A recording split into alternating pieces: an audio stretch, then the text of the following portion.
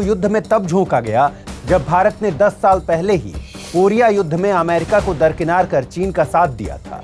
भारत को युद्ध की त्रासदी तब झेलनी पड़ी जब उसने 1949 में जापान के साथ शांति संधि सम्मेलन में इसलिए हिस्सा नहीं लिया क्योंकि उसमें चीन को नहीं बुलाया गया।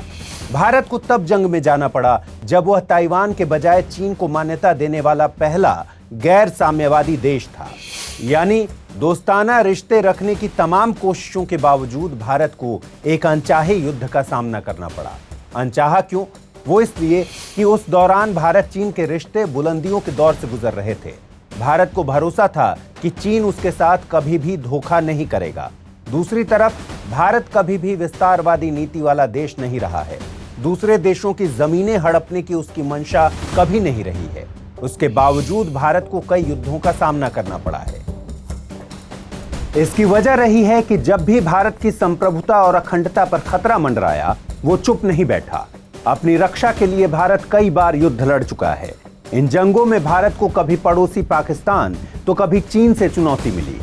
भारत को अब तक सभी युद्धों में जीत मिली है सिवाय एक को छोड़कर। वो एकमात्र युद्ध 1962 में लड़ा गया। यह युद्ध भारत और चीन दोनों देशों के बीच जन्मी खटास की वो जड़ है जो मौजूदा वक्त में भी इनकी विदेश नीति को निर्धारित करता है।